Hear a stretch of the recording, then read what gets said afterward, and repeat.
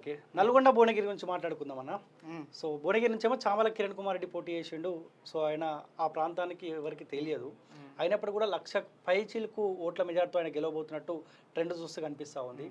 జానారెడ్డి కొడుకు టికెట్ ఇస్తే ఆయన రఘువీరెడ్డి పోటీ చేస్తే ఆయన కూడా అదే మెజార్టీ కనిపిస్తూ ఉంది. ఇప్పుడు ఈ ఉమ్మడి నల్గొండలో బీసీలకు అవకాశం ఇచ్చే ఆలోచనలో ప్రజలు లేరనుకోవచ్చు. ఇక నల్లులకు భయపడి ఇల్లు వదిలిపెట్టినట్టున్నది. అరే మెజార్టీ ఏమన్నది, మెజార్టీ ఏ బీసీలది అని సంకలు కుదుకుంటారు కదా. నల్గొండల బీసీల జనాభా పెద్దదే కదా. అవును, పెద్దదే కదా. మళ్ళీ అందులో గౌడ సామాజిక వర్గం ఇంకా పెద్దది కదా. 3,00,000 పైచీలుకున్నారు భువనగిరి పార్లమెంట్ పరిధిలో మరి గౌడ ఓటర్లు. మరి ఇంకేముంటుంది, ఎప్పుడు మనది బానిసగిరేనే. మన బతుకుగిరి ఎప్పుడన్నా ఉందా? బానిసగిరేనే. ఇలా నేనేమంటున్నా, ఇప్పుడు జానారెడ్డి పోతే జానారెడ్డి కొడుకుని గెలిపిస్తుండ్రు. ఎంపీ వివేక్ ఉంటే తాత బేండు, తండ్రి బేండు, ఇప్పుడు మనమడు గెలిచే పరిస్థితి వచ్చింది. అంటే రాజకీయం అంటే ఇదేనా? మార్పు ఉండదా? పైసలే రాజకీయమా?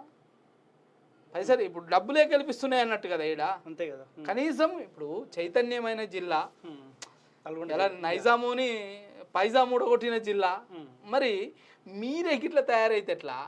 అంటే పూర నరసయ్య గారిని గెలిపించేయమని నేను చెప్పట్లే. ఇంకెవరు లేరా?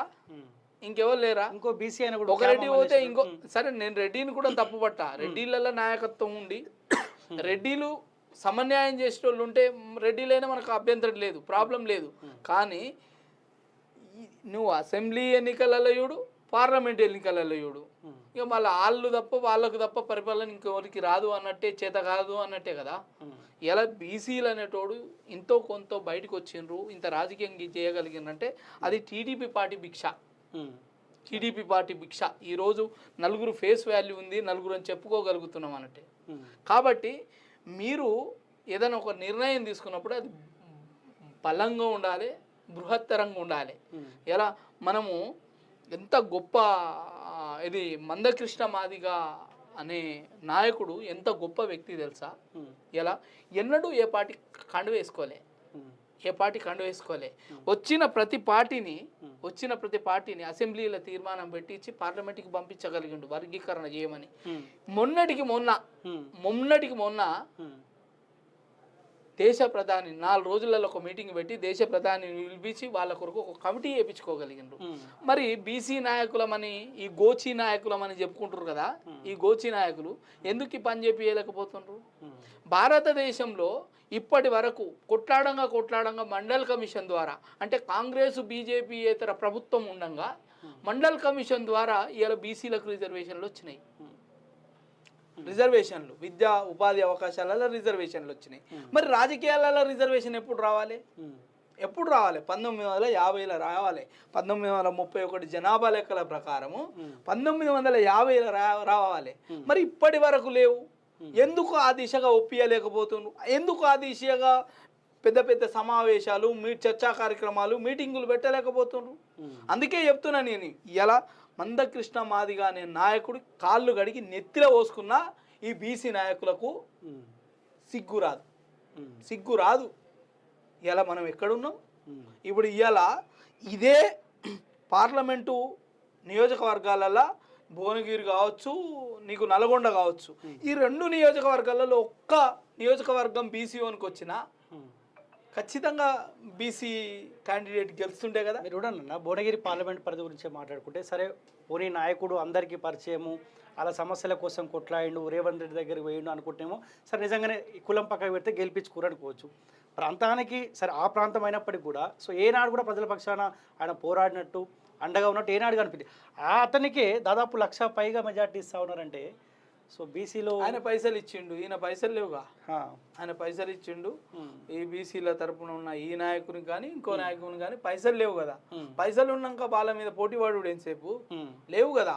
తెలంగాణ అంటే దక్షిణ భారతదేశం ఎంత చైతన్యమైన దేశము, ఎంత డెవలప్మెంట్ ఉన్న దేశము, అంతకు డబల్ అవినీతి ఉన్న దేశం ఇది. ఈరోజు ఎవరన్నా నీ నాలాంటోళ్ళో లేకపోతే ఇంకోలో కంటెస్ట్ చేయాలంటే డబ్బులు ఉంటేనే ఎలక్షన్ల పోటీకి వెళ్ళాలి.